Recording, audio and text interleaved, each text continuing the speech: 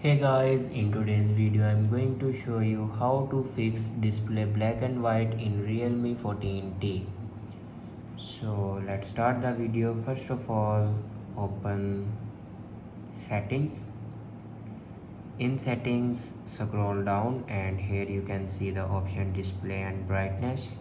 Now click on display and brightness and here you can check your dark mode. If you turn on your dark mode, then turn it off.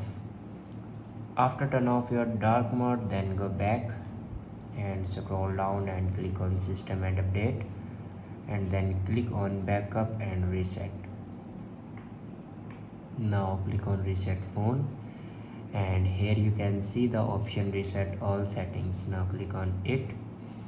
Now here enter your password to reset all your settings. It will remove only settings but never destroy and other data like photos or videos.